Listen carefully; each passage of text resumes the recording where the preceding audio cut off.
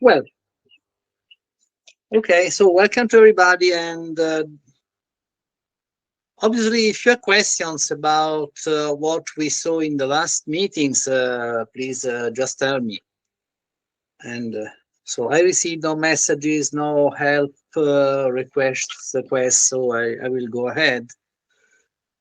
And I leave some time for questions, so don't worry. And there are no stupid questions. There can be stupid answers, but that's my turn.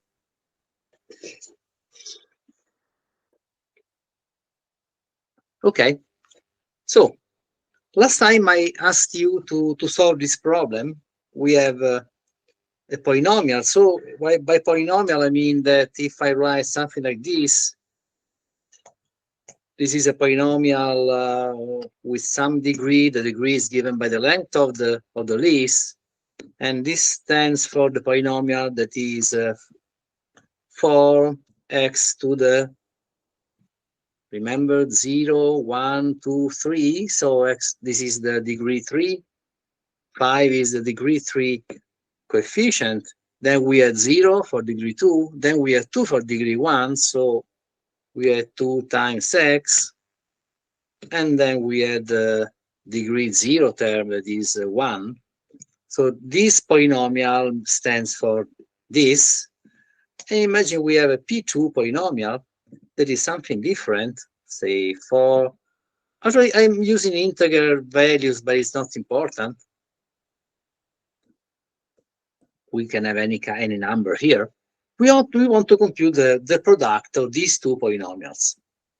And we all know that in order to get the product of these two polynomials, let's write here, which is the second polynomial. This is 3 times x to the second plus, even also in this case, we have no degree 1, or this is, we have degree 1 here, and then there is 4 here. If we want to multiply these two polynomials, what we do is that we take each of these terms and multiply by each of these terms. Obviously, in this case, we will have this by this, multiplied by this, and this is a degree 5 term. Then we have this by this, and it is a degree 3 term. Then we also have this multiplied by this, and this also is a degree 3 term. And we have to sum up. So this by this is 5 times 4, and it is a degree 3. And here you have 2 times 3, and this is also degree 3. So we will sum up this 20 and this 6 to have 26, and so on. Okay, so what we will get if we have m equal to poly multiplication p1, p2 is that I expect to have some polynomial that we can compute by hand. How can we do it by a program? What's interesting is that we are not required to do these products in any special order. We just do all these products. So we take each term in P1 and multiply it by each term in P2, and the result will be written in the proper place. So let's call it result. And this is, what is this? This is a list. Which is the length of this list? Which is the length of the polynomial that is the multiplication, the product of these two polynomials, a and b? These are the argument, a and b. So which is the degree of this result? Can we say it? I'm multiplying two polynomials. Which is the degree of the result? The maximum. Sorry? Say, Stefan. Okay, the sum of the degrees? Yes, no, so a and b are two generic polynomials. So the result has the degree is the sum of the degree of a and the degree of b. So we can initialize this by multiplying 0. Remember that if I take a list like this, 0 times 10, I get a list with 10 zeros. So I have to multiply by what? Which is the degree of A, which is the degree of B.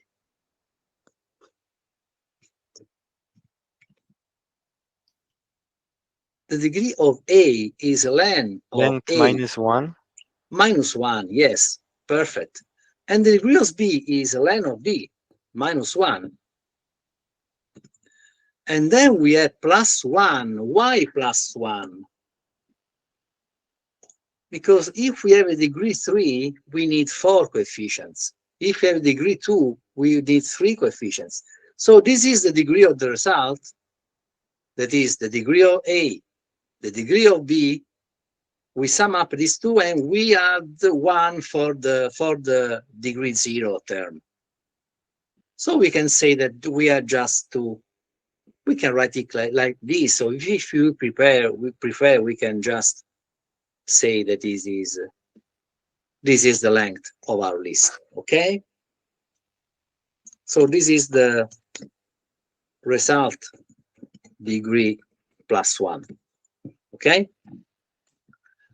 Well, now we take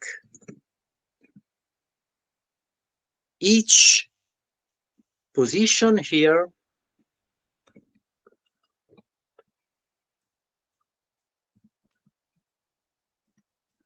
we already know this for loop, so we are scanning the first parameter positions, and we, for each value of I, in this case I will be 0, 1, 2, 3. For each value of I, we have to scan, let's use J, we will scan each element of the second, okay? So, which is the behavior of I and J? I will be 0, and then J will move from 0 to this value minus 1. Then I will be 1, and J will move again from 0 to length will be minus 1. Then I will be 2, and so on. Okay, so what do we do here now? The degree of this term, this is the degree of the term given by ith and jth terms, okay? The I term in A and the J term in B. Which is this degree? It's I just plus J. I plus J, perfect. Well, so now we take dot, we take AI, that is the coefficient, times BJ, that is the coefficient in B, and what do we do with this?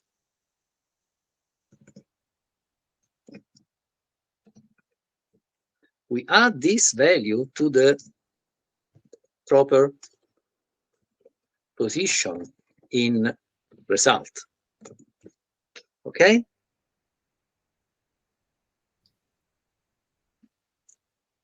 And this is the proper position. The position is deg, the degree. If I am computing the ith element times the jth elements, the degree will be the sum of these two values. So we add this product here to the position deg in result, okay? So we take result, position deg, degree, and we say that this is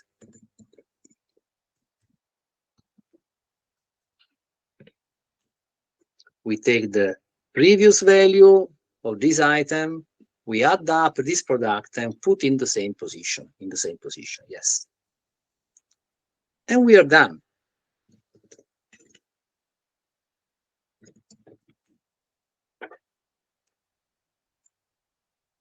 Okay? Any question? Result is starting from all zeros. This is 0, 0, 0, 0, 0 for the proper length. And then we, for each couple of elements here, in any possible combination of these pairs, we take the product of these two coefficients and add it in the proper position of result. And we are done. Then we try to print it. And if I'm not wrong, let us save this by polymultiplication. And if I try to execute this, there will be some error. Are there syntax errors here? Can you find something wrong here? I hope it is true, it is correct. Well, is this possibly the result?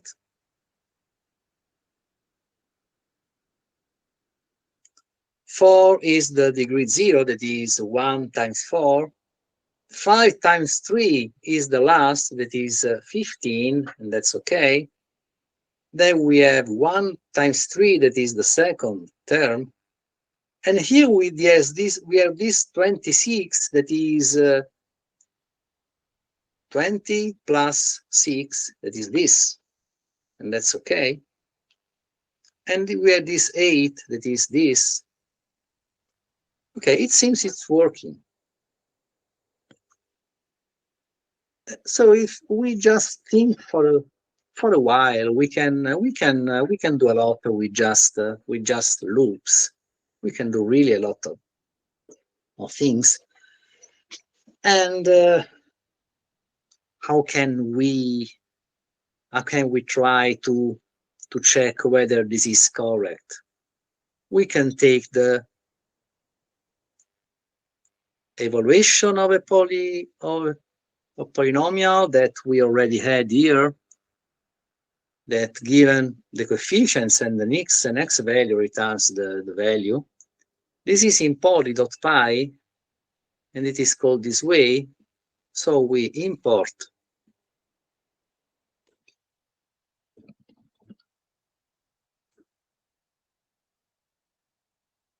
and just to test, I print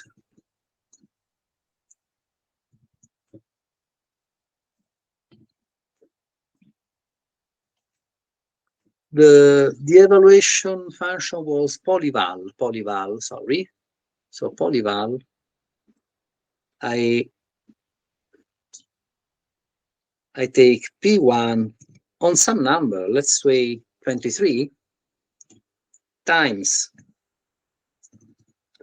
again, polyval of P2, again in 23,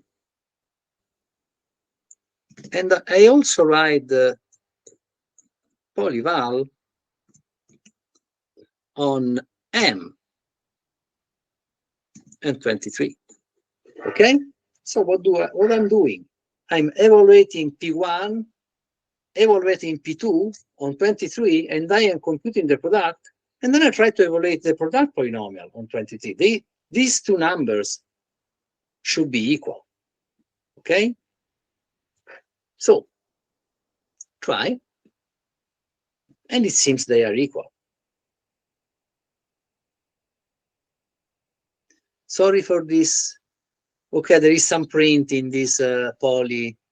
There is some print here, but don't worry. But what's important is that these two numbers are the same. Okay, so it seems it's correct, unless we have some problems with special cases. But it seems it also works for any polynomial. We have at least one coefficient in a polynomial. That's okay. We can also. What if we do this?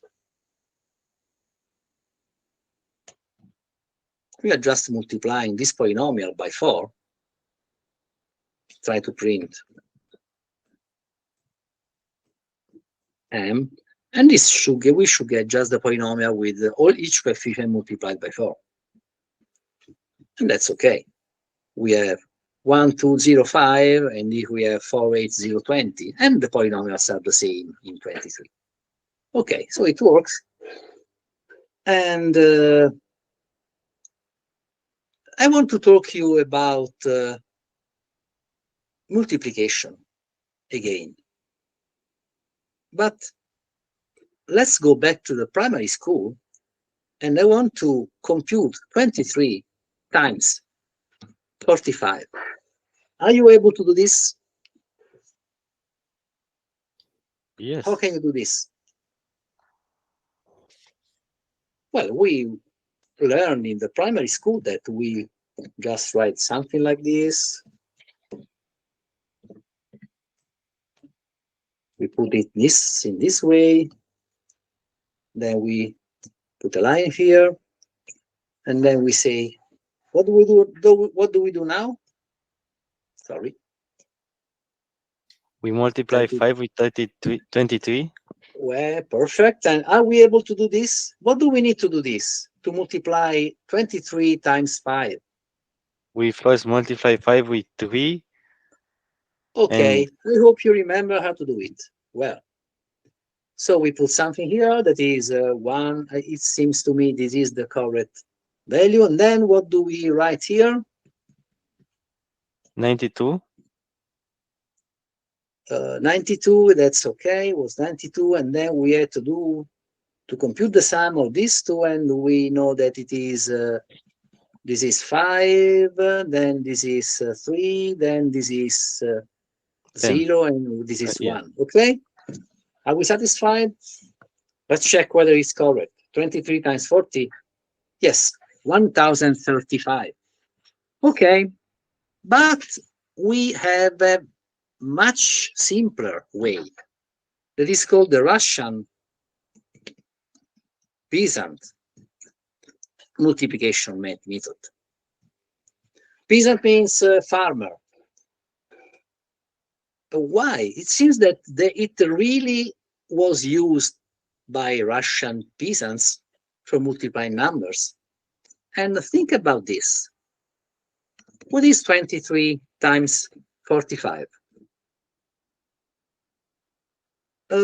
First, what if it was 22 times 45? We can write it as 11 times 90. Okay? If this is even, we can divide it by 2 and multiply this by 2, and we have the same result, okay? And but what if it was odd?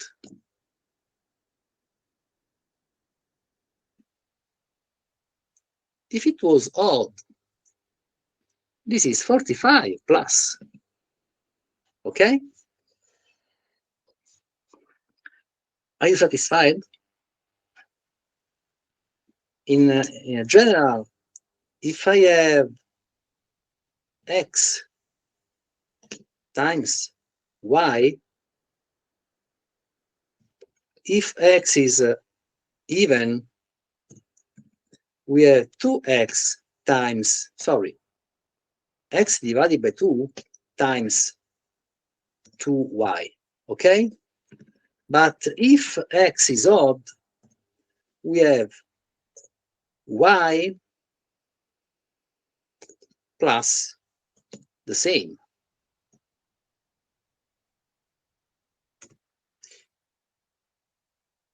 By this division, we mean the integer division.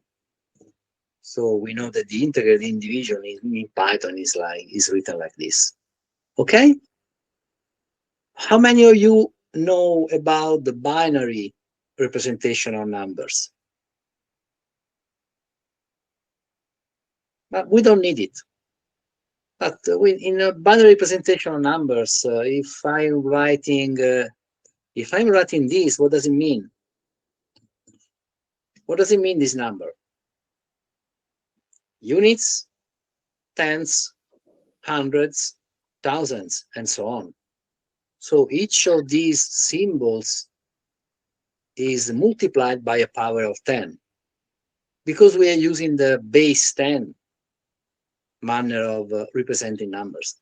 If we have a binary representation, we only have digits in that can be 0 or 1, and each of these digits, the value of each of these digits is units here, and this is pairs of units, and this is pairs of units, and this is pairs of units, and so on. Okay, so each of these positions, instead of denoting a power of 10, like in the base 10 and arithmetics, in base 2,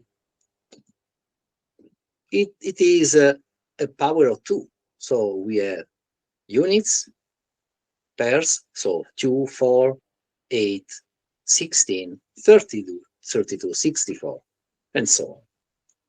Well, this way of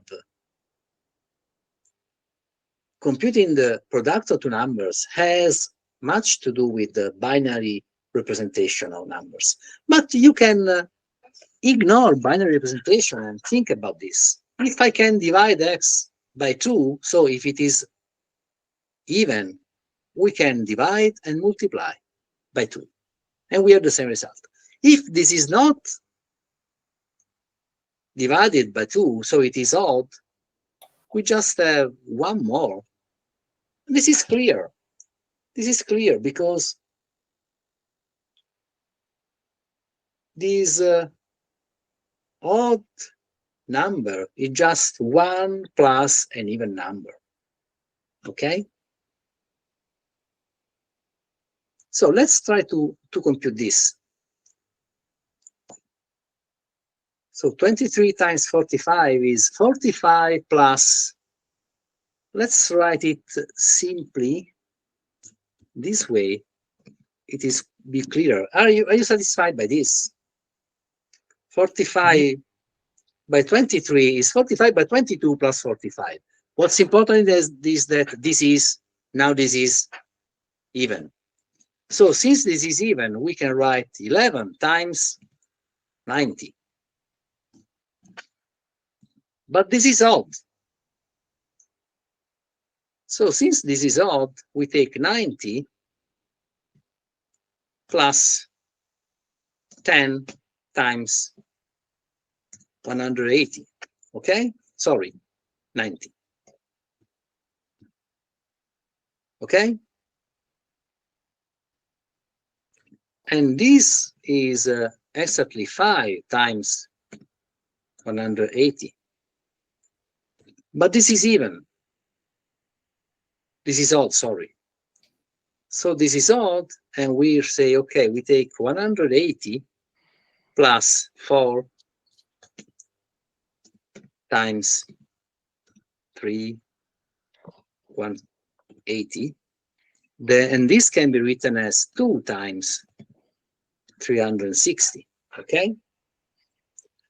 And we can still divide by 2 and multiply by 2, okay? And what is this? Well, this is odd. So it is,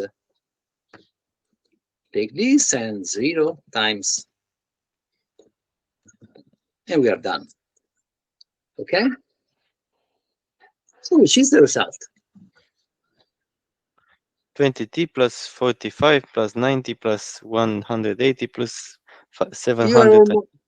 almost close. We don't take 23. We have to Sorry, take 45. Okay? So this is this times plus this plus this plus this. So what do we need to do this? We need to be able to divide by 2, multiply by 2, and sum numbers. So in order to multiply any number, we only have to know how to divide by 2 and multiply by 2, and then make some addition. Let's try. It is 45 plus 90. Probably I'm wrong. Plus this, The result is 1035. Is it correct? Yes. Yes, it was 23 times 45. That's that number. Okay, so in a simpler way, just try to do another. Let's do again, but we will do it very, very simply. Let's try to do 37 times 30. And I just divide by 2 and multiply by 2. Forget about even or odd, which is the how. Divide by 2, 27, 37, and we have 19 and 16, okay? Then we have 9 and 120. Then we have 4 and 240. Then we have 2 and 480. Then we have 1 and 960, okay? And then we take the odd values. So we take 30, we take 60, we take this, we don't take this, they are even, and we take this is odd. This is the solution. This is what we are looking for. 30, 60 plus 120 plus this. Is it correct? 30 plus 60 plus 120 plus 960. That is 1170. Is it okay? No, because 37 or 30 is 1110. Okay, so what's the problem? Immediately we added When we divided 37, it should have been 80. 37 divided by 2 is not 19? Not, yes, should be correct. It's 18. Sorry. This is 18. It was wrong. And so the rest is okay. So we just had to take it out. Okay? So I was wrong here. So now this is even and we don't take. So the result is 30 plus 120 plus 960. And this 1110. That's okay. Well, so can you write it in Python?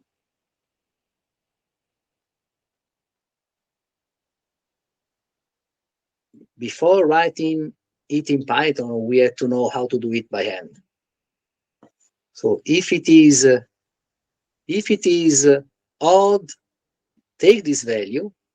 Otherwise, do not take this value. Then divide by 2 and multiply by 2. It is even. Okay, go ahead. Divide and multiply. It is odd. We take this. Divide and multiply. It is even. Divide and multiply. It is even. Divide and multiply. It is odd. Take this.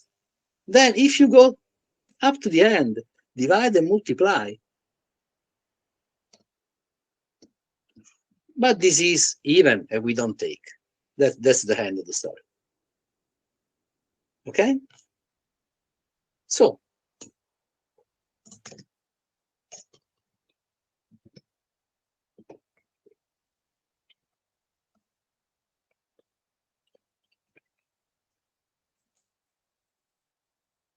A, B positive integers.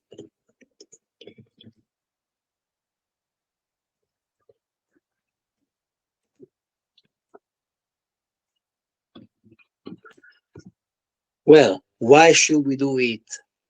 We can multiply, but we have to know how to deal with numbers, and you will deal with numbers a lot of times in the next parts of this short course.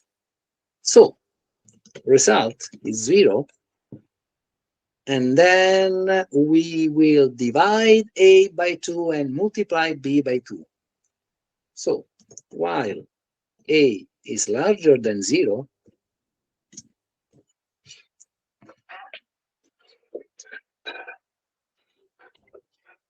what do we do? Check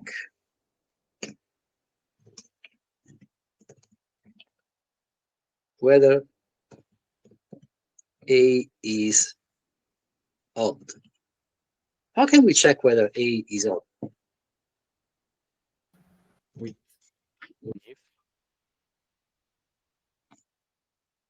If A divided by 2 is 1, gives 1 as a remainder. This is the remainder. If the remainder is 1, it is odd. Then what we do? we add the result to the value of B, Yes, we have B. and Okay. we multiply B with 2, and A we divide by 2.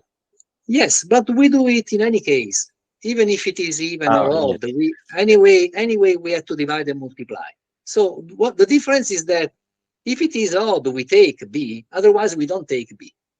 And in any case, we take A as A divided by 2. Even or odd is the same. The division. This is the integral division. And B, what about B? We multiply by 2. And we go ahead with the while loop. And we are done. Well, try it. What do we have here? We have 37 times 30. So we try to print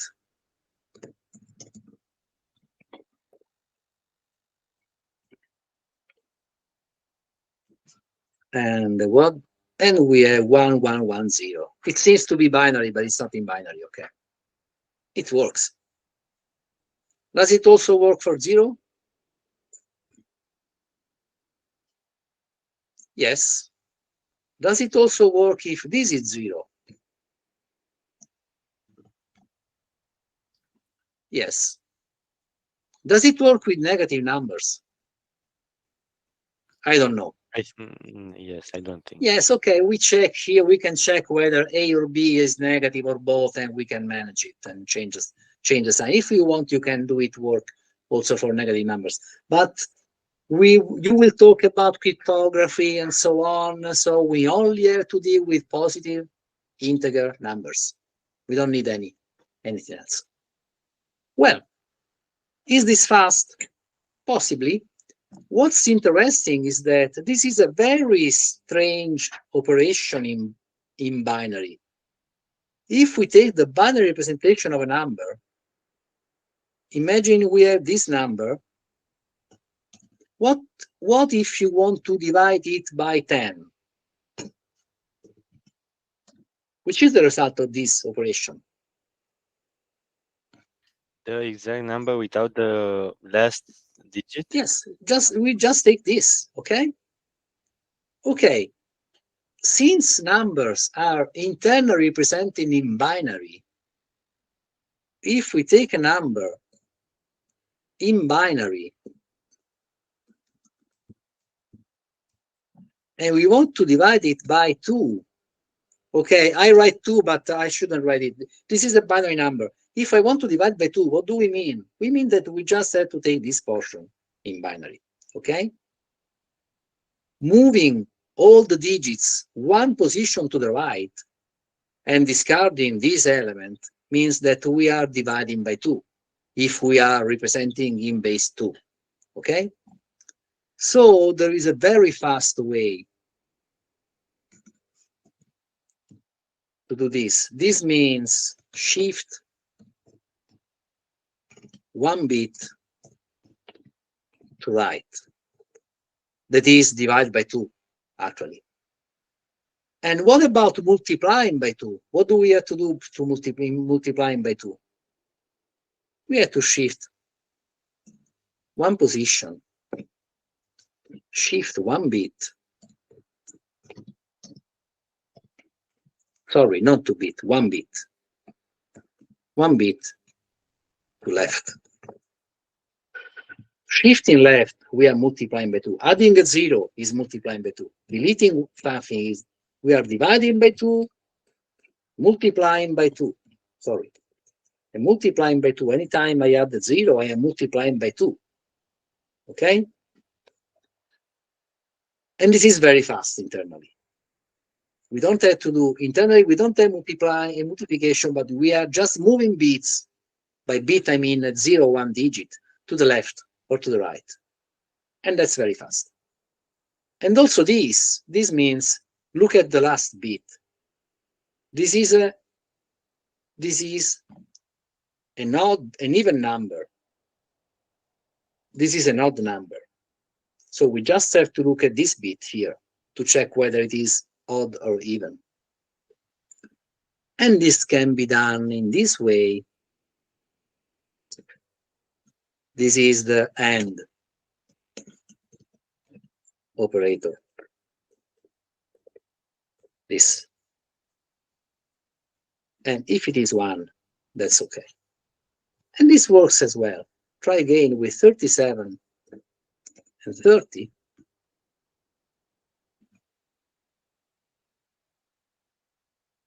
Sorry, this is 1. And it still works. This is, actually this is the last bit, the rightmost bit. So doing something and 1 takes the rightmost binary digit. Okay?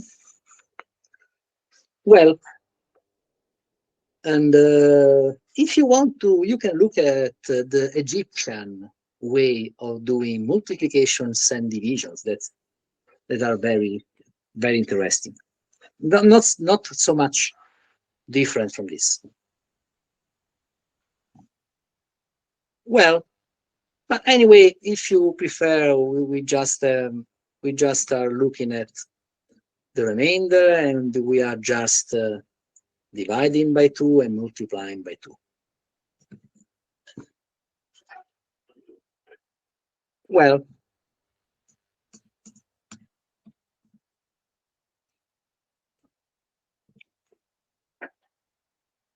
okay. So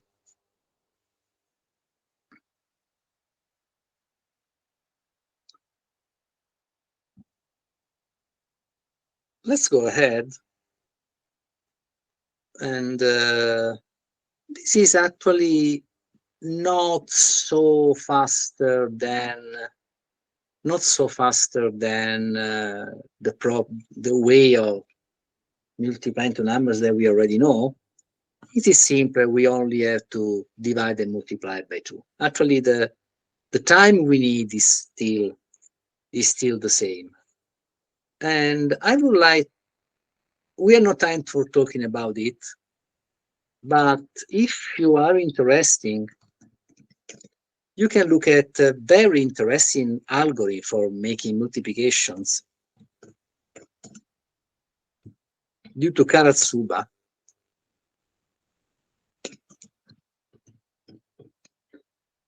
And search for it and look at this, and you will see how people is spending a lot of time for making fast something that seems to be very, very easy. Anything is easy when we work with small numbers.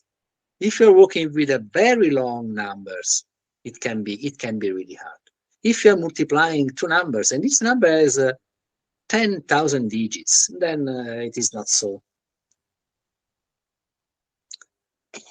fast to do just a multiplication in this way, or even by simply the star operator in Python. Okay, so what is this?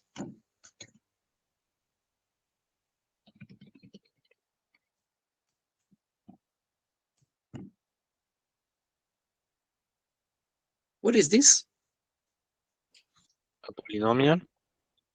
Now we use it for representing a polynomial, but what is it in Python? An List. array? Actually, we don't have arrays in Python. There are arrays in some special libraries, such as NumPy, but this is someone said the list. This is a list. And just to say, if I do this here, and yes, it is a list, okay. And if it is a list, what can we do? We can say, what is the element in position 2? We all know what it means, okay? Well, but we also have something more clever with respect to list, and we have something that we call dictionaries. What is a dictionary in Python? Actually, what are we doing here? When I'm writing something like this, I am just associating each of these values to the corresponding position. So this is the element 0, this is the element in position 1, position 2, position 3, position 4, okay? So it's something like it's not a bijective, it's not a one-to-one correspondence, but we are putting these in correspondence with natural numbers from 0 to some to the length -1, okay? 0, 1, 2, 3, 4. A dictionary can be seen as something that is more general than a list. In a dictionary, we have elements, values, associated to not to natural numbers, as for lists, but to something that we call keys. And they are called keys because we need these keys to enter into the dictionary in some way. And we write a dictionary like this. We use these parentheses here, and we have a key. A key can be almost everything.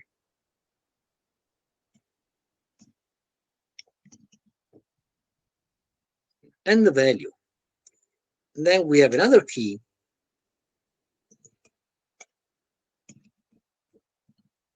and the value. And then we have another key,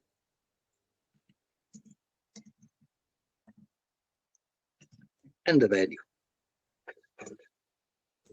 Okay, so if I ask what is B, the type of B, it is a dictionary. And we use a dictionary almost as we use the list. So if I write B and we write a key value here, in this case, the value is a string, Mary. What do we get? The value associated to that key. And what if I say B of Paul and I assign it 100? What does it happen? Obviously, we have that the value associated to Paul is no longer 34, is 100. As if I'm working with I can do the same. If I write A of 2 equals something, I'm changing this value here, okay?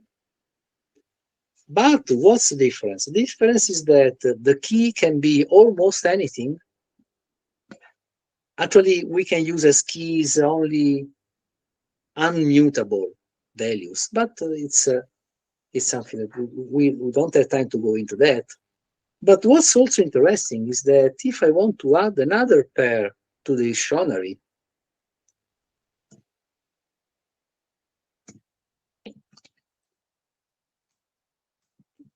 I do the same as I did in the list, but be careful, this key doesn't exist in the dictionary. So I am just creating it. Okay?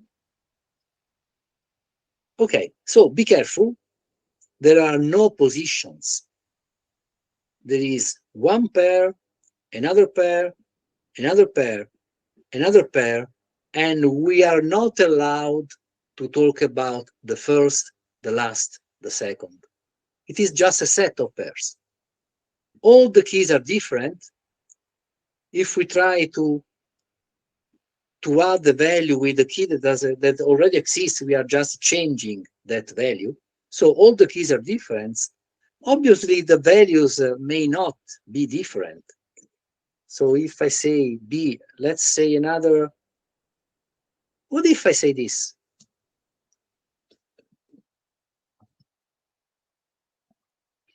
What's happening now? I can do this. And he So converted con 111 to a string. no, it's not converted. Huh? It can be a key. We can have anything as a key. We can also have, we will never do this, but we can also have a floating point, a float, 3.14 equal to, and we have a value.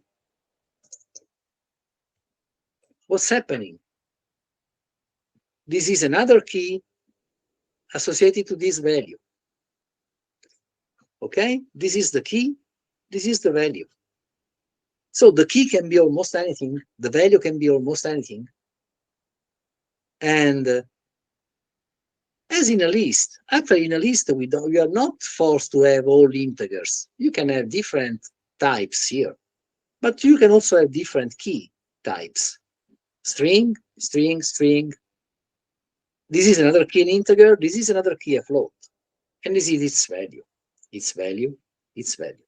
Okay? This is why we call it a dictionary. In a dictionary, we are associating some description to each word, okay? So you can use a dictionary like this. You have the keys, the word, and the description, whatever you like here. Well, and what if I try to get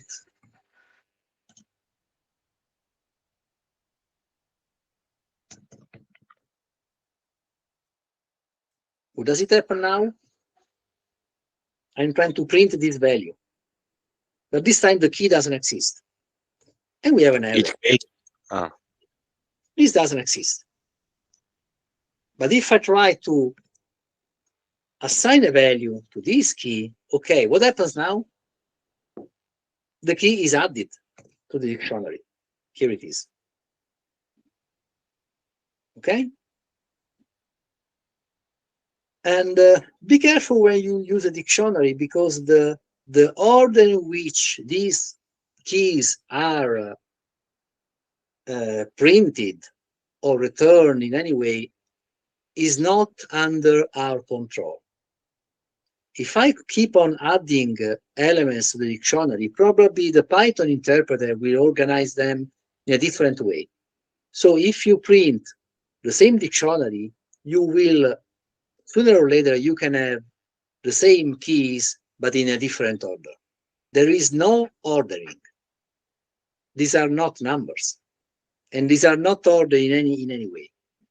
These are just keys, and they are only unique. We don't care about the position. Okay, there is no position. Obviously, if I have to print, they are printed in some order, but it has no meaning. Okay, so when we access the dictionary, we use the same notation. When we assign values, we use the same notation. The only difference is that keys are whatever you like. Also, you can also use tuples, but it's too much for us now. And I would like to solve a problem now.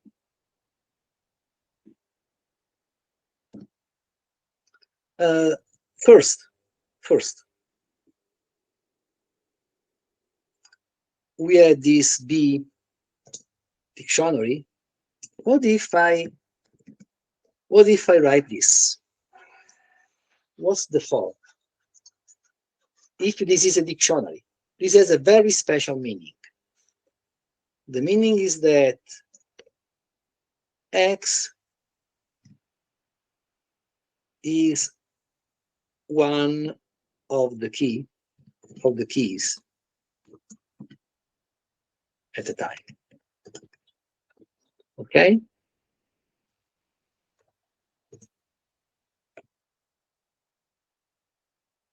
But it's similar to what happened with lists. If I say for X in, and this is a list, X is the first element, the second element, the third element in the loop. Okay, the same meaning, but X is a key. If I just write X in, and this is a dictionary, I am meaning that I am looping on the keys of this dictionary. Okay? So what if I want to print the values? Print what?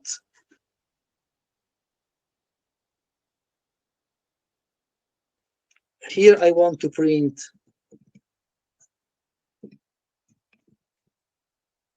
the key and its associated value on each line. How can we do this? What do I write here? X and B of X. Yeah, this is the value. This is the key, sorry, and this is the value associated to X. So I should have this and this. I don't know in which order. Probably the same, but I'm not sure. I will never bet on this. I have no control on the order in which they are examined. Okay? Okay, so it's in the same order.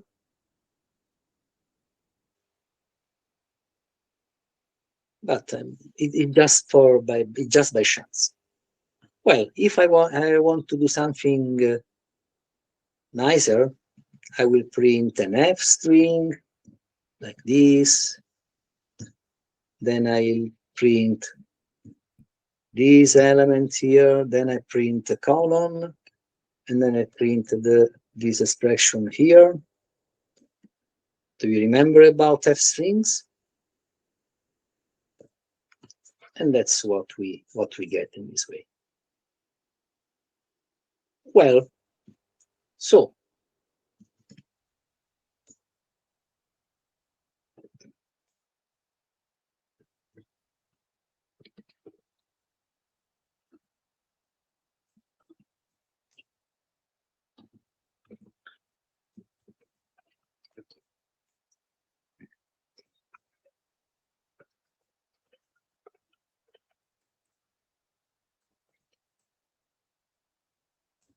how can we do this?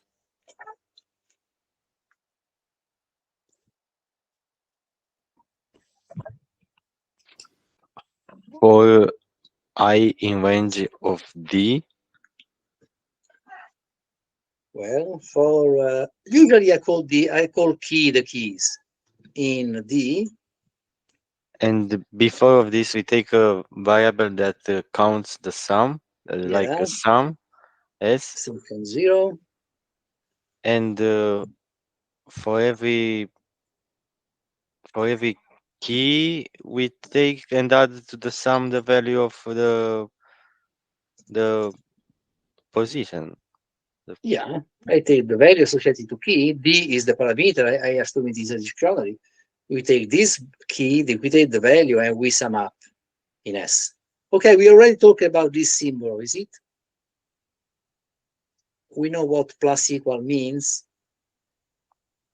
Plus It's equal like means A add to S S. yes, Take yes, S, add something, and put again into S, okay?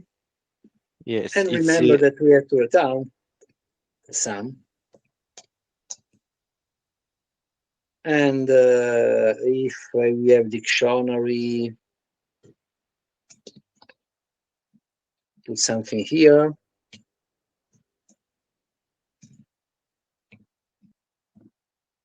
Which is the the result of this? 33.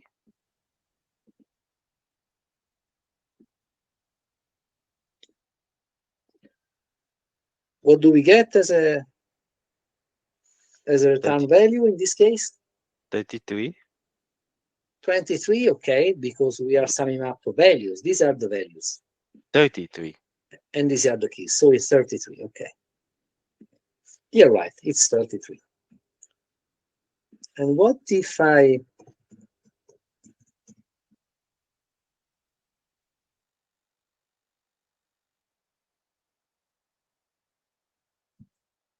want to do this?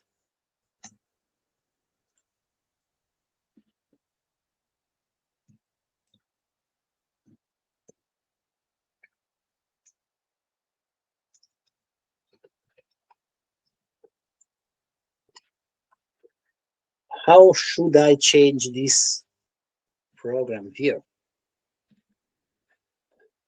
We put an if statement before the S Okay, so and verify if the key is larger than the okay. threshold. Yes, so we just have to distinguish when we use the key and when we use the value. I want the key larger than the threshold. So if k is larger than threshold, then we add. Otherwise, we do not add. Okay? And we get something different. What's the problem? We need a semicolon here, a colon here. Okay, and it works. It's 30 now. Well, obviously, there is a much faster way to write it. What if I put some? We have some special methods on the dictionary. And if we write this, we see that we can do a lot of things with the dictionary. We can do this, clear, remove all items from the dictionary, get a copy, and we also add the items. In this way, we get all the pairs, but we don't need it.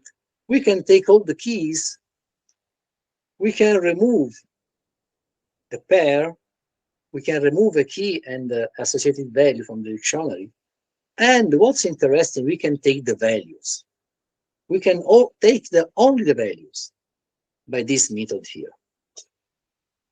So remember, in this way we get the keys, in this way we get the values. So if I want to sum all the elements, forget about the threshold. If I want to sum all the elements, I can just return the sum of all the values of D.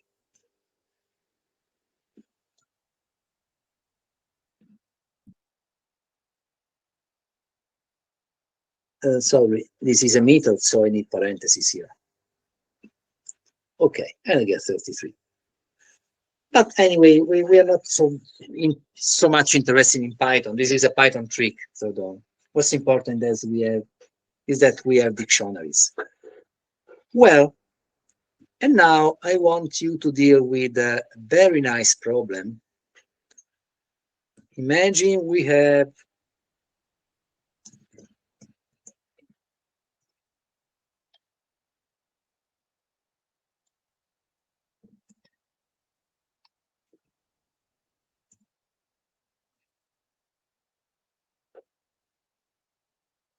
and I want to build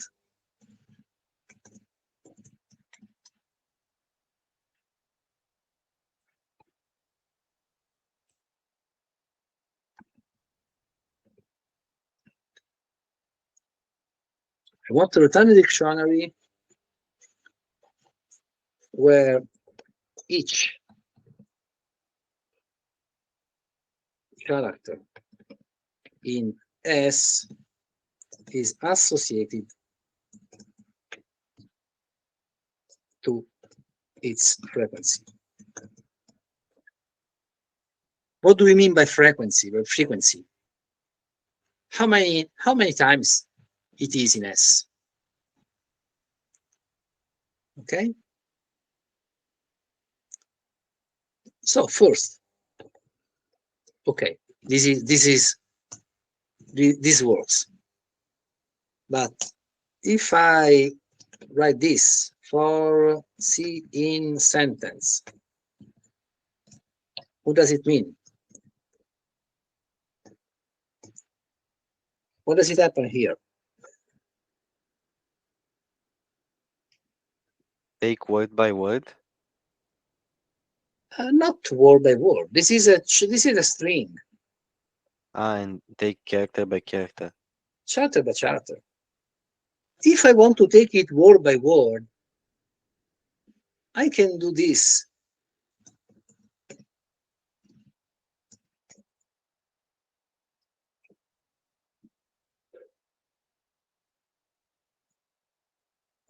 We never saw this split method. But if this is a string, I can split. What do I get in this way?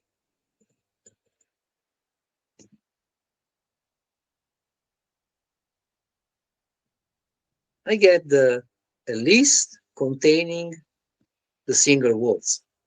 And this is splitted on spaces here. Okay?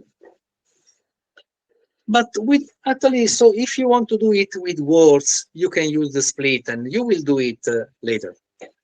But if I just write a for on the elements,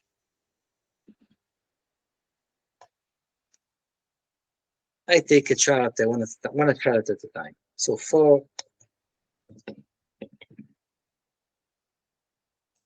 okay, how can we count how many times a character appears here? I don't like this. I like this more because we have the same letter many times. So what I want to get is that I would like to call in frequencies.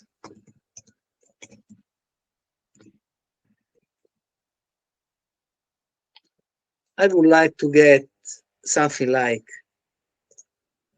a dictionary in which we know that A appears how many times, then B appears how many times, and so on. How many times does A appear? Can you count how many A are there? 5. 5. And how many B? 2. 2. Okay, can we do it in a, and how many C? 1. 1. Then there are some R also. How many are? 2. Well, but what if I start from 0? And there is also some other letter, but I don't care about that. What if I start from 0? And we start looking at one chart at a time. We get an A. So we count 1. Then we get a B. And we count 1. Then we get an R. And we count 1. Then we get an A. Okay, A is already here, and it becomes 2 in increment. Then we get a C, and it is 1. But actually, then there is an A, and this is 3. But actually, I was cheating because I don't even know which are the letters. What about this D?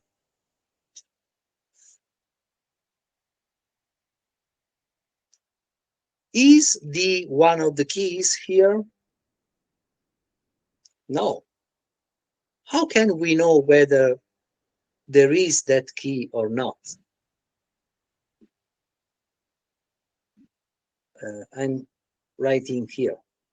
We have A equal to 1, 33, 2, 56, and 56, sorry, and 53. Okay, if I ask 1 in A, what do I get? We can do it in an if statement. 1 is in A is true, 2 in A is true, 5, 56 in A, is it true or false? False. This is false. So in means look into the keys. As for the loop, if I am writing a loop, it means look in the keys. So we are always access the dictionary from keys. Well, so here we are looking at one character at a time. And I help you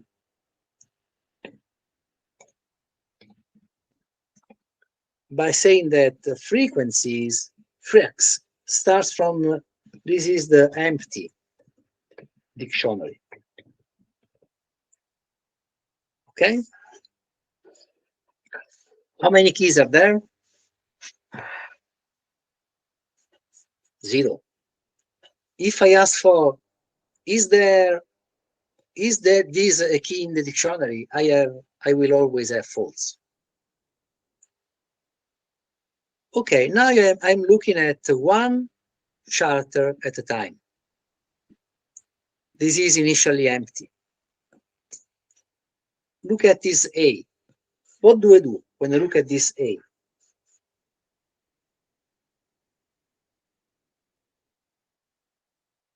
We The check if dictionary it is, exists. this is a blackboard by now. It's not a program. This is a blackboard. What do I do with A? Can I increment this number? I must say, okay, I will never met an A, so the A is not yet in the dictionary. And this is the first time I meet an A, and the frequency is 1, okay? Then I meet a B. What should I do here? The B is not Check. yet there, so No, we could add be. this new key and the value is 1. Then I meet an R, same story. Then I meet an A. What do I do now? We check if A exists, and we see that exists, and increment the value Okay. that is corresponding with the key of A. Since A already exists, I have to change it into 2. Okay, so what do I do here? Check whether C is already a key in frequencies or not. And this is very easy. If C in, this is to check. What do we do in this case? And what do we do in this case?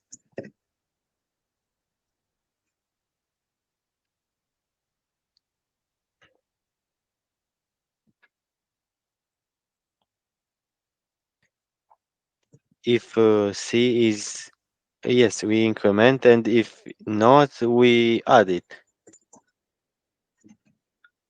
Otherwise, we add a new key, C, and the 1 value.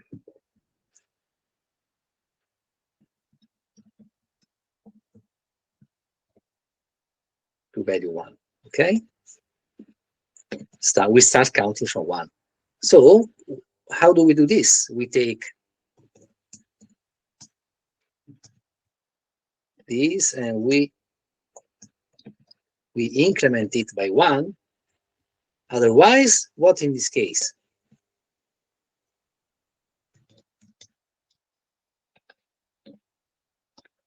We start by 1. Be careful. In this case, we know that this already exists, and this means this. Remember that this means that we are taking this, adding one, and put in the same place.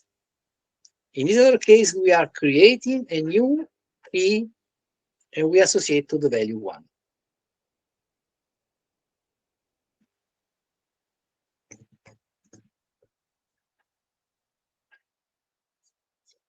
Okay.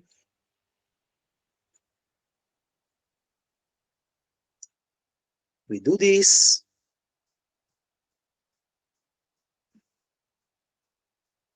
And return what? Why don't we see anything here? We miss the return. Okay, is it correct?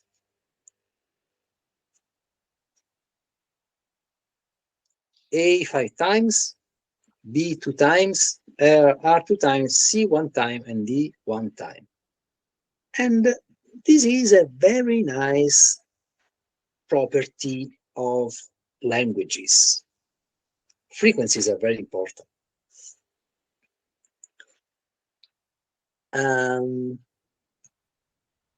Look here. Okay, that's Italian. This is today's article on a newspaper. And this is another article on another newspaper. They both are in Italian. Well, we have this program here. Are we able to take the frequencies of each single character here? We also have these numbers as characters, we have points, we have new lines. So we have, see this new line character, we have commas, we have uppercase, lowercase, we have some other. It would be nice to get rid of spaces and other characters, but it's too hard now. Are we able to compute the frequencies in this newspaper article and in this other newspaper article? What do we expect in Italian? Which is the most frequent character in Italian? E. Sorry? E. It actually is not E, but we have a program. We have a program. Why don't we do it by a program? I just take this. I know what you are thinking about. Where should this newspaper article be? It should be in a file. But we just make a Command C. I cut this here. And then here I write article 1 equal to, I put 3 quotes, then I put this, and I put 3 quotes here. Okay, this is an article about the war in Palestine and Israel, and this is a first article. It's very long. How can we know how long is this article? Are we able to count how many characters are there? By these 3 quotes, I mean I can also have new lines. That's why I'm using this symbol here for starting the string. 3 quotes or 3 double quotes is the same. And then I end by 3 double quotes here. Where is it? Here is it. Okay. How can we know how many letters and which is the length? It was a function earlier when we called help. Len, just len. This is just a string. This is only a string. Oh yes. Okay.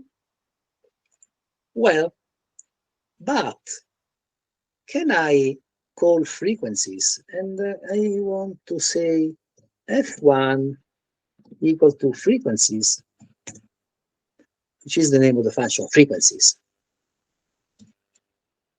of which is the name of the string is article 1.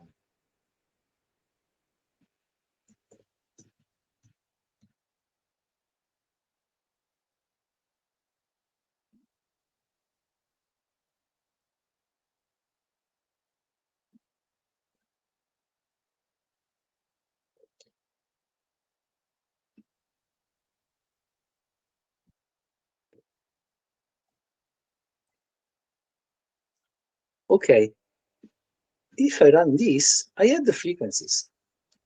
Let's print it. So F1 is the dictionary containing the frequencies of this article here. And okay, which is the highest value here? It would be nice to do it automatically, but we have the space, 500 times the space. Then this is the A, 329, and where is the E? 264. So this is more frequent than E. A is more frequent. Well, what's nice is that if we take another newspaper article, this article here, we have exactly the same frequencies, relative frequencies.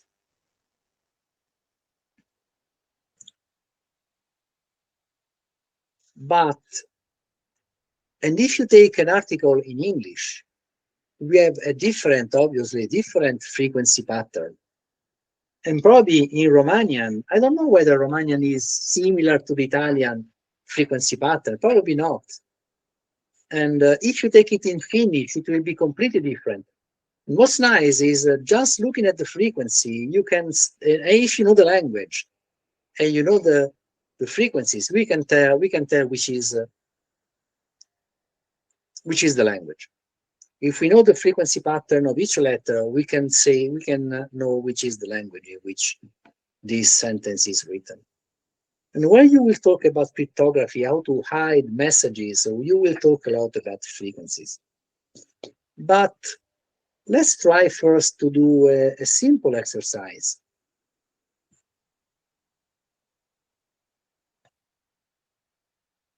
We know how to compute frequencies. And I want another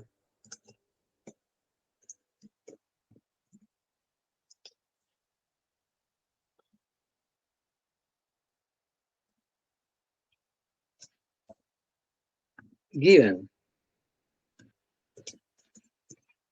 a dictionary, D, return a new dictionary containing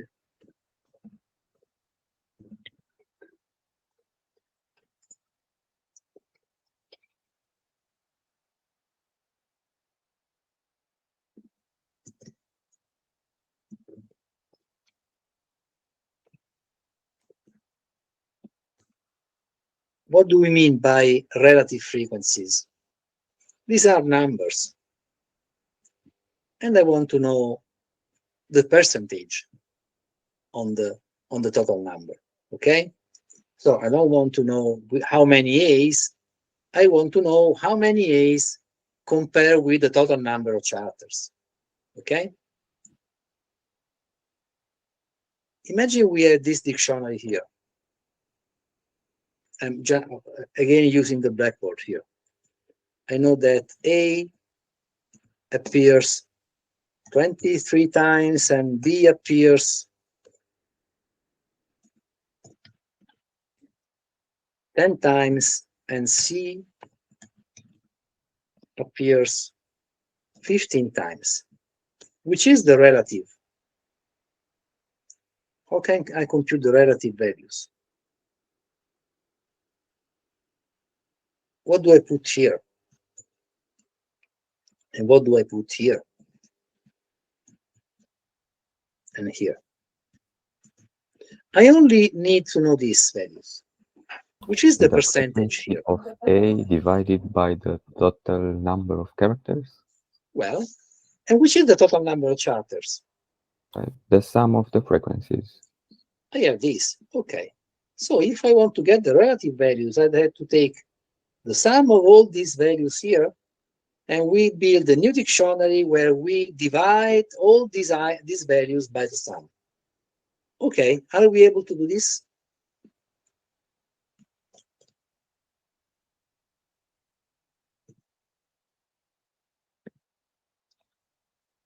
We build a new dictionary, either in this way, or we can build the dictionary like this. It's the same.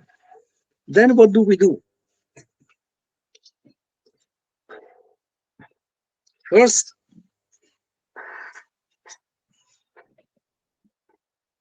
what do we need first?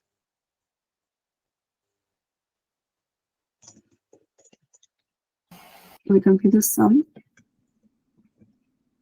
Okay, how can we do this? Total. What is total? Can we do it very fast? We had the function from earlier. Yes. Oh, already. We already have the function. You're right. What is the function? We don't have it again. What is the function? I closed it. We don't have the function. I cancel, but we can do it very fast. Sum of the point values.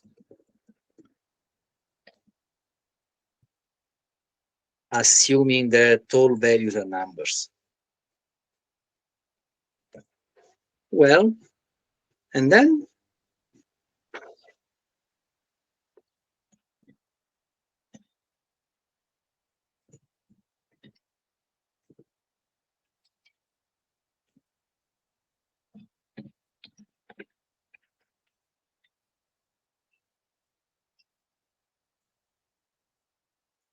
so what can we do here?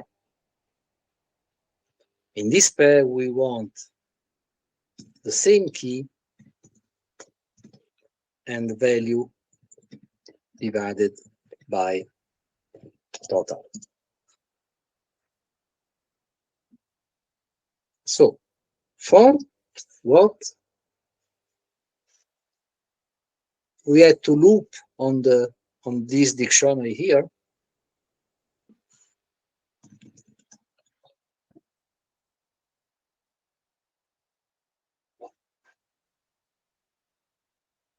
and what now?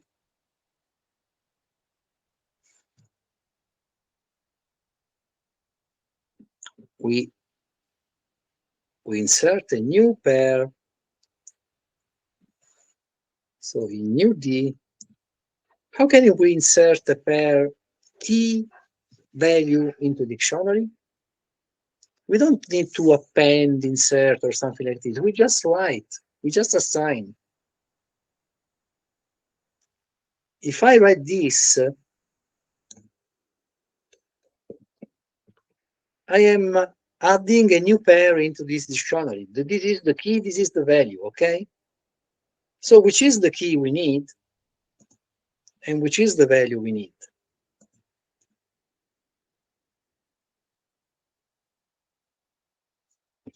We are looking at the keys in the old dictionary, and we put the same key as in the old dictionary, and the value is taken from this dictionary, but it is divided by total.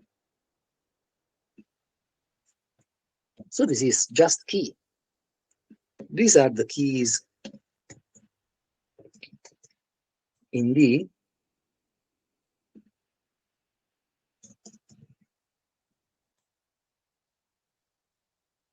We take the same key, and what do we put here?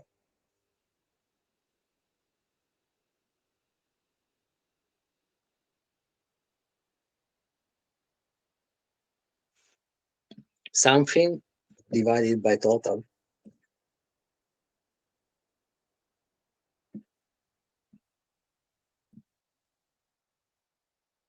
What's here? D of K.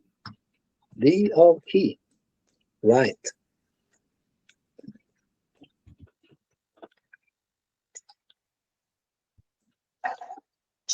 So I am not changing the old dictionary. I am building a new dictionary and return the new dictionary with all these keys inside it. Well, so it means that I have the absolute frequencies and the relative frequencies we call relative frequency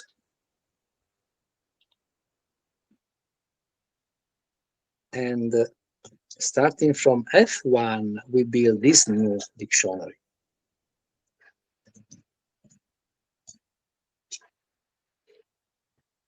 This will be floating point numbers, so they will be hard to read. It's very long. Okay. Well,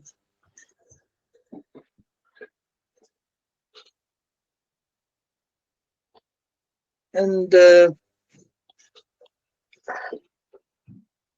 now I will try to do something that is a bit more difficult because I want to do this. Imagine we have this dictionary. Where is the old abracadabra example?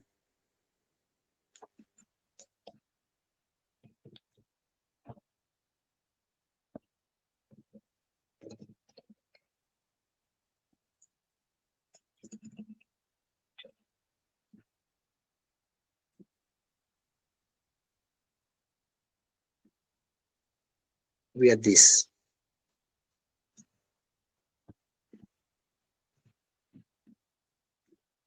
We have this. And I would like to do the opposite.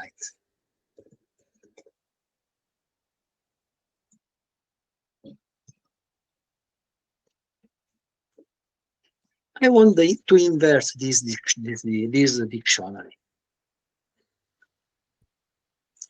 What does it mean? It means that I would like to have a new dictionary in which we have 5 associated to A. Then 2 associated to what? B and R. B and R. Obviously, I cannot have 2 associated to B and then 2 associated to R. This is forbidden because the keys are called keys because they are unique. So I cannot expect to have this, but I want to have the list, okay?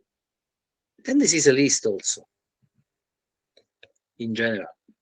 So we have a value and all the keys with that value. Then another value that was a value, now it is a key. Here it is a value. And these are the keys that were associated to that value. And then we have 1. Obviously, the order has no meaning. And we have here, we have C and D.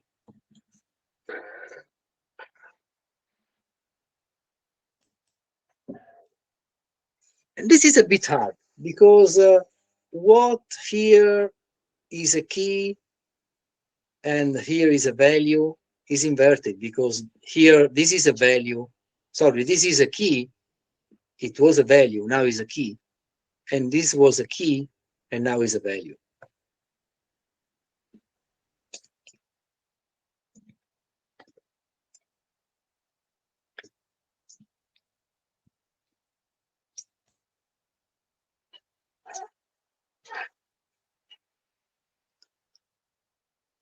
Well,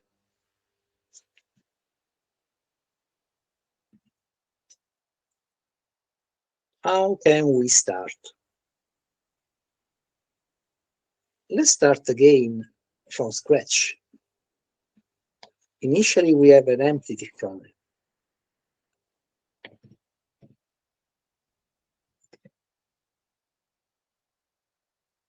Then we start looking at here. What do we do now? We see A5.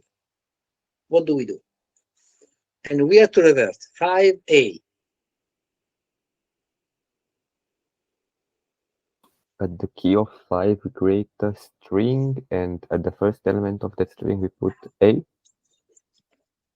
Well, so if we were sure that it doesn't exist, we can just say, okay, we take key value and put it here as in the with the reverse meaning.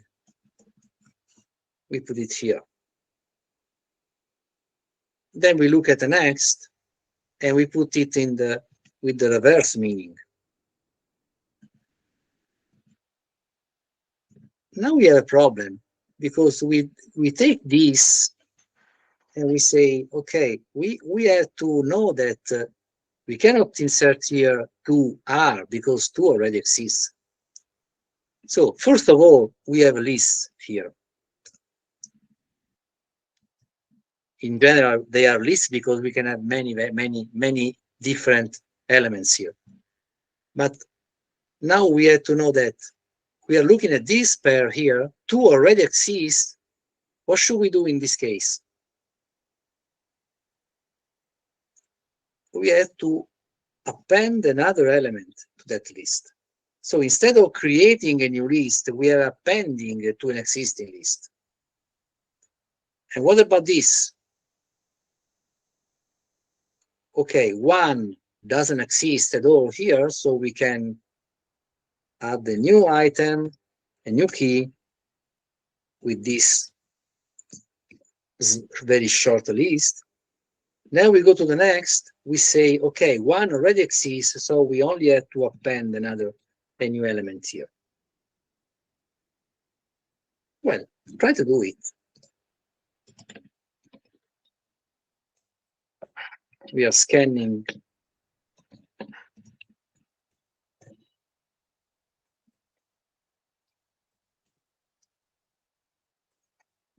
in the straight dictionary, so in this dictionary here, this is the and remember that d of key will be now a key, while key will be the value. Okay, they are reverted. They are reversed now. So what should we do here? We should, it's let's use different names. Let's call this old key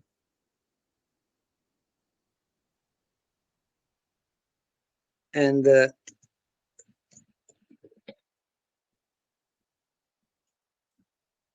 this is the old value. Okay. And what do we do in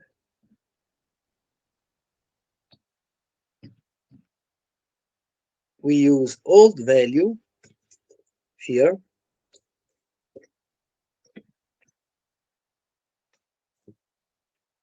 and we put the what was a key is put as a value here. Is it clear, this passage?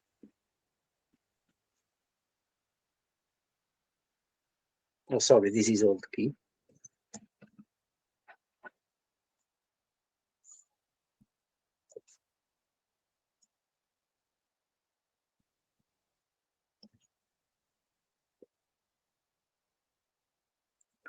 I take the old key, this is the old value, and I have this old value, I use it as a key, and I put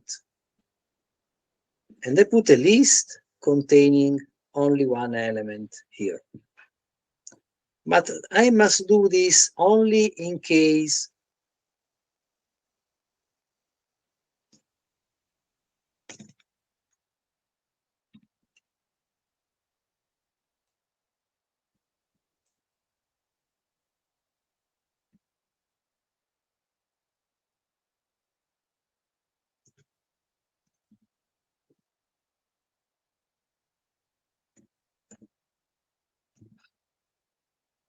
In this case, we create a new list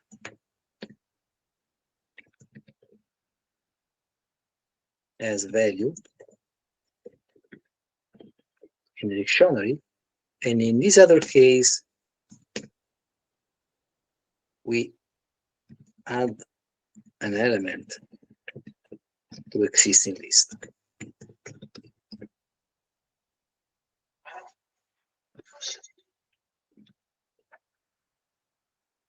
This is the first case. This is the second case. What is the if here?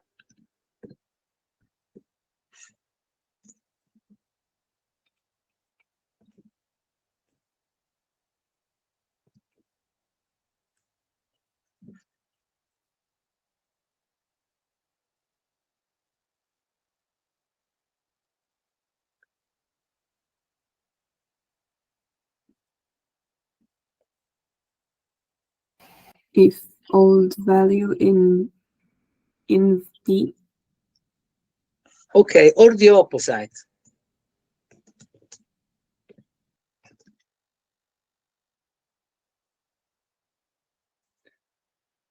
Actually, we have to swap these two cases. If it already exists, we have to append. If it doesn't exist, we have to create a new list.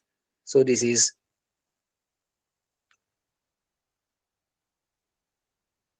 they must be exchanged. Or we say not in here, but it's the same.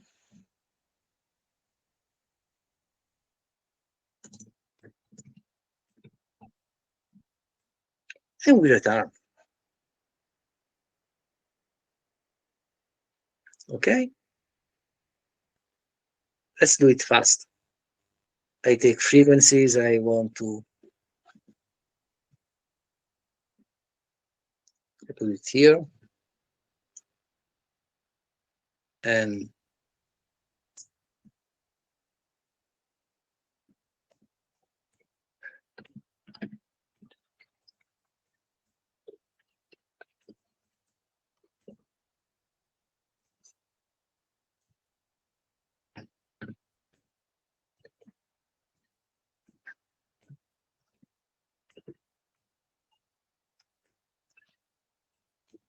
is it clear what I'm doing?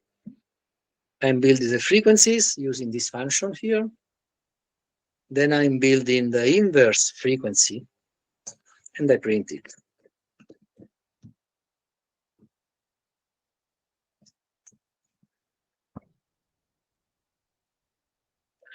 And we will get an error. Which is the error? Line 24, then line 21. This is an IND instead of IND, inverse dictionary. Okay, and that's what we wanted. 5A2BR1CD.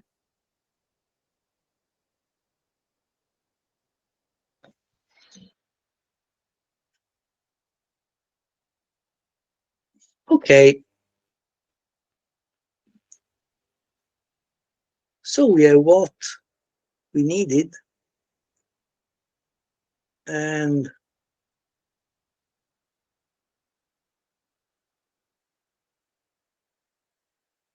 let's get this frequency here. I want to take the other. I want to take the other newspaper article.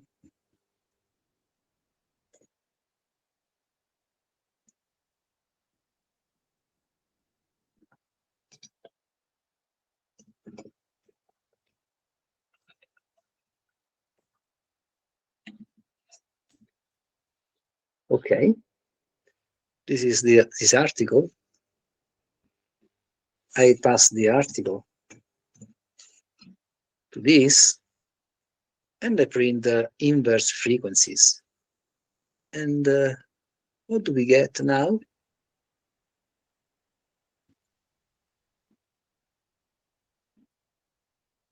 Okay, that's what we get.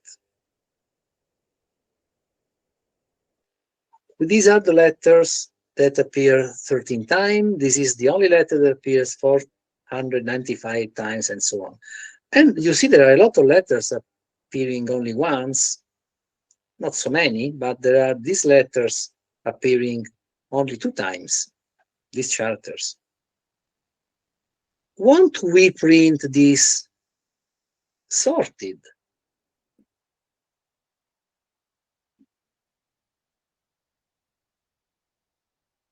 Can we sort?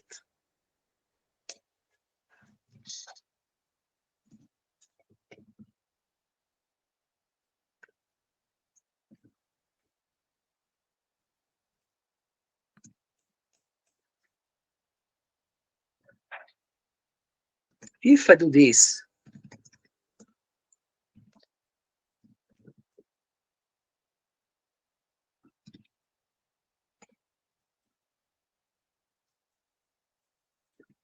this will be not sorted.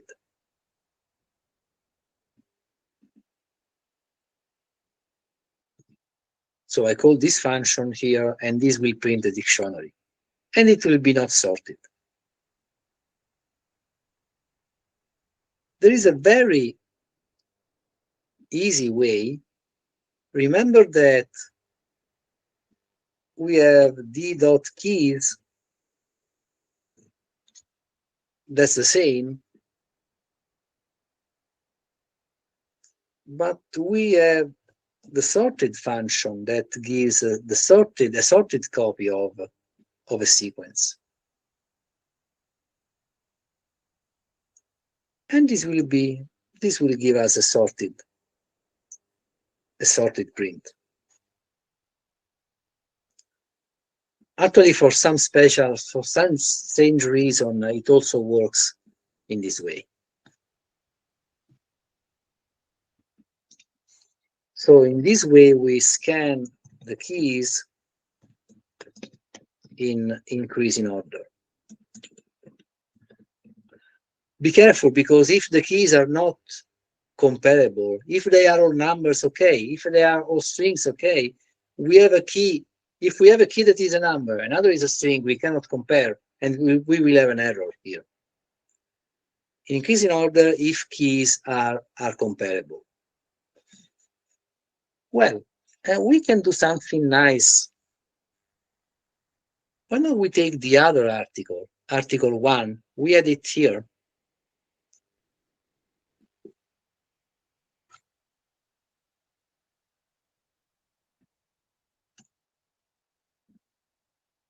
With an article, and then we have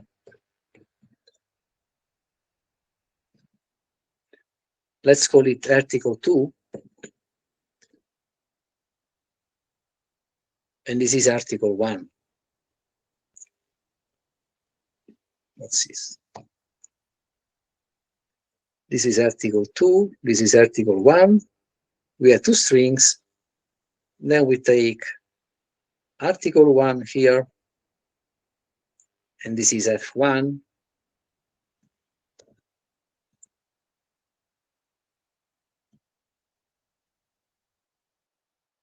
And we do the same with the 2.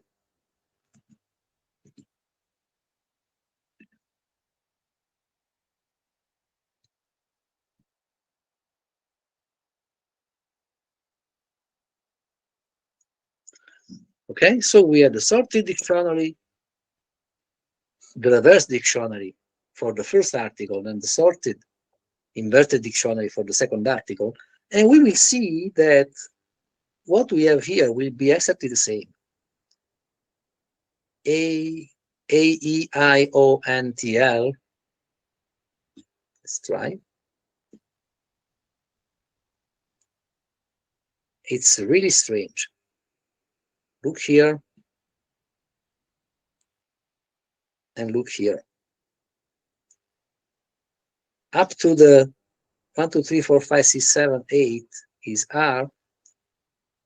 1, 2, 3, 4, 5, 6, 7, 8 is R. Then we have S and C, and then we have S and D instead of C. So the first frequencies are exactly in the same order. And it would be nice to have the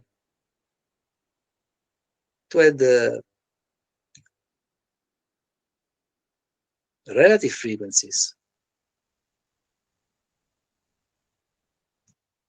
Let's copy it here.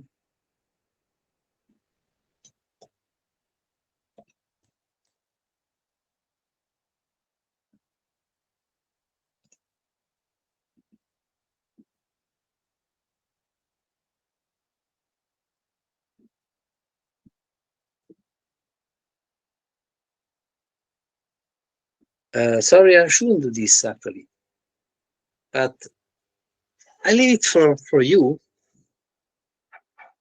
So compute the relative frequencies and check whether they are really the same. And there are a couple of topics we haven't had time to look at, but you actually, if you're interested, I suggest you to see how it can be done.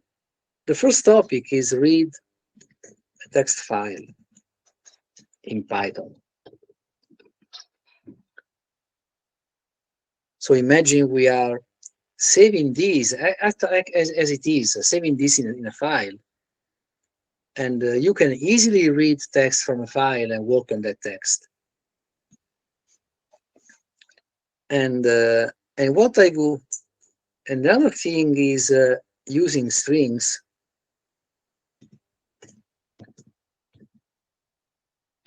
The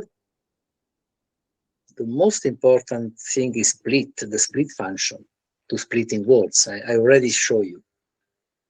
So what I would like to do, I would like you to do is save a text in a file, read the text from file in Python, and print frequencies of letters, and then also print frequencies of words in the text. And that's nice.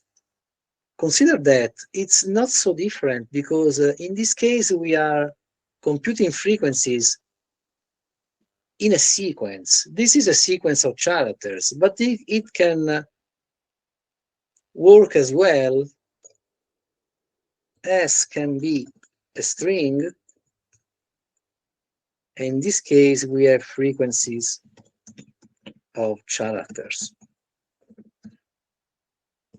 Otherwise, S can be a list. And in this case, we get frequencies of elements in the list. Actually, I use exactly the same function.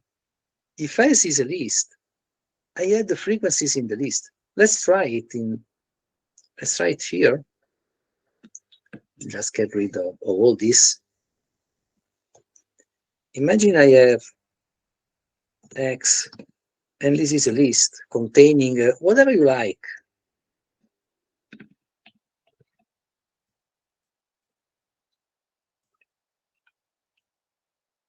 This is a list. If I compute frequencies on this, what does it happen? It happens that, see, in S, I am looking at an element of S at a time, and I do the same here. It doesn't change at all. So,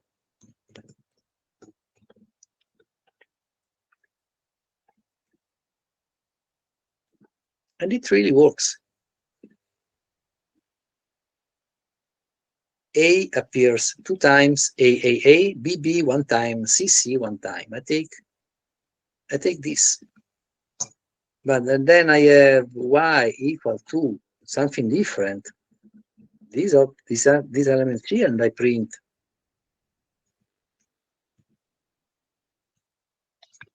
frequencies of Y. I get a completely different meaning. Okay? So this is just a sequence. Sequence means a string of characters, a list of items, or whatever you like. A tuple, actually not so much. different things. Okay. Questions?